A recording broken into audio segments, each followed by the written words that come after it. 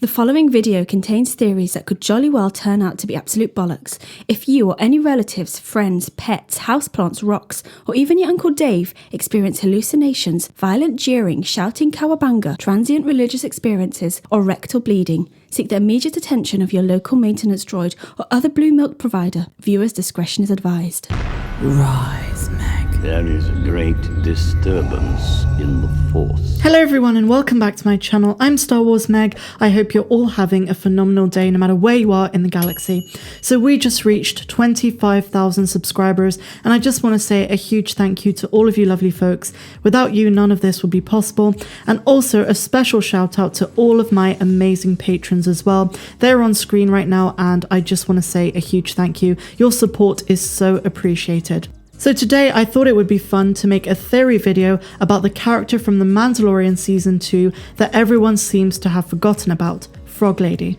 A seemingly innocent and unimportant character who played the role of the catalyst for Mando's journey between chapters 10 and 11, the Frog Lady was really just perceived to be a side character whose story arc is now over. After all, Mando simply had to deliver her and her eggs safely to the estrial moon of Trask to be reunited with her husband Frogman so that successful fertilization could occur.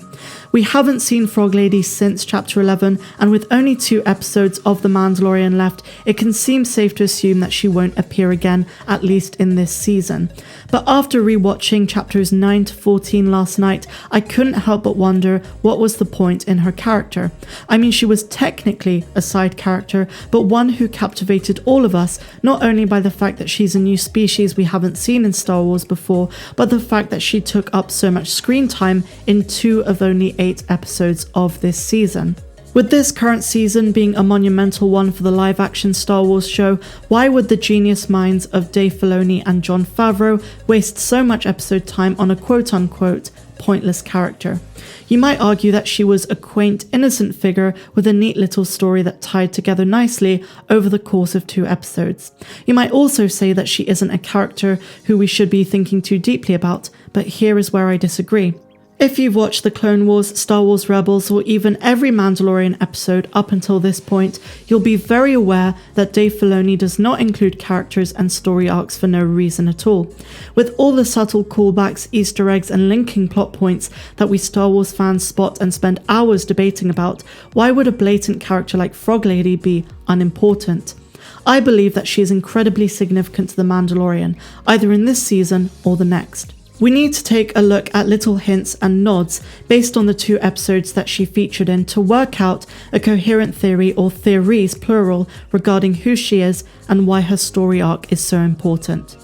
The first and most prominent thing to note about Frog Lady is her mission. What is the purpose of the character in chapters 10 and 11?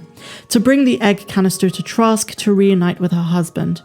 Now, I've stated in a previous video that the relationship between Grogu and the Frog Lady's eggs is a weird one.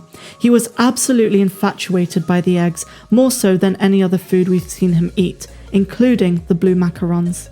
While it would appear that he's just a hungry baby who wants to nom on some juicy frog eggs, there are other theories. Either he has seen them before because they're a delicacy to the Yoda species, which therefore links the home planet or cultural history of the frog people to Yoda species, or alternatively he's not eating them but rather storing them. On the first of these 2 ideas, if Grogu was fed these eggs at some point in his past, do Frog Lady species and the Yoda species share a planet whereby the Yoda species are the apex predators to the frogs?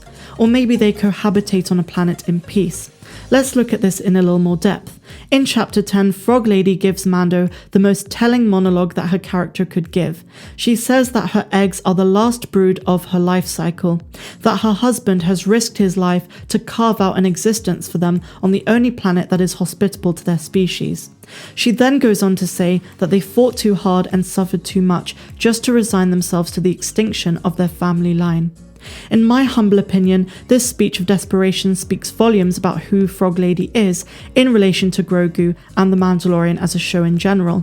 Every time the Frog Lady ends a sentence in this scene, the camera cuts to Grogu as if he is attentively paying attention to what she's saying. What Dave Filoni was really trying to indicate to us, the viewers, is how Frog Lady's speech is really one that encompasses and incorporates Grogu and the Yoda species. We know that Yoda, Yaddle, and Grogu were of a very rare species, where there were very few of them in the entire galaxy. As such, reproduction and bearing offspring was a delicate yet essential task for the species.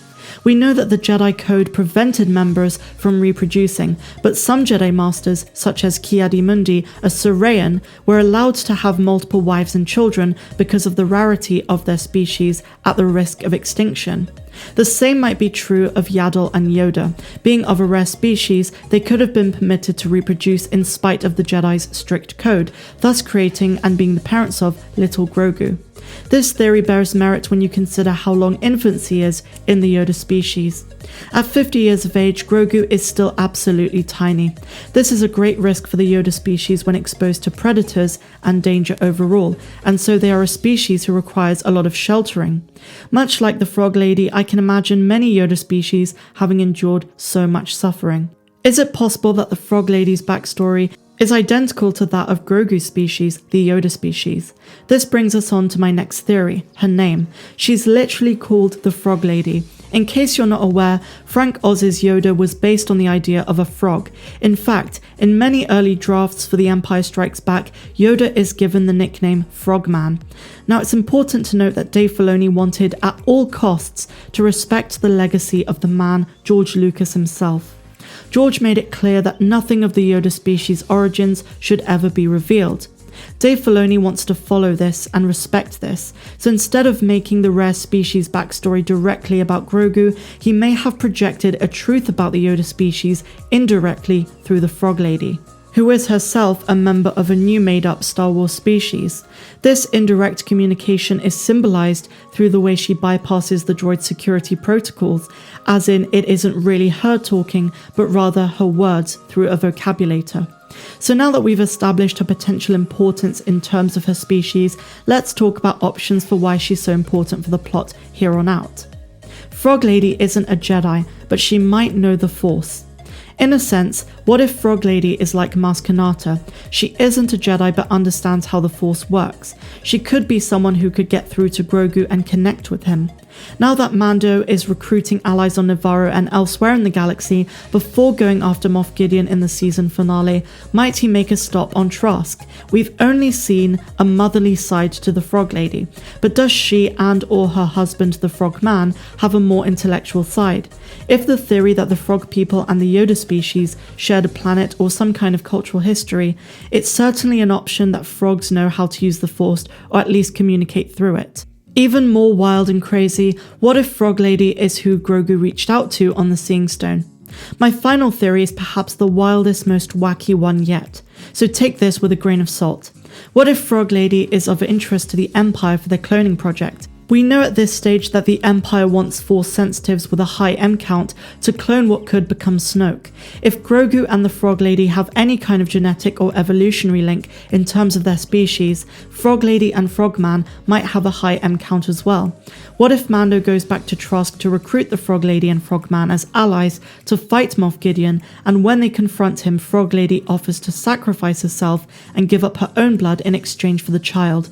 Crazy, I know, but that's what this video was supposed to be about, and who knows, maybe some of what I said today turns out to be true. Probably not, but it is an option. So now guys, I turn it over to you. Who do you think Frog Lady is? Let me know in the comments down below. I really hope you enjoyed today's video, and if you did, please be sure to give this video a big fat thumbs up, subscribe if you're brand new, and I will see you tomorrow. I'm Star Wars Meg, wishing you a phenomenal rest of the day, no matter where you dwell in the galaxy. Have a good one.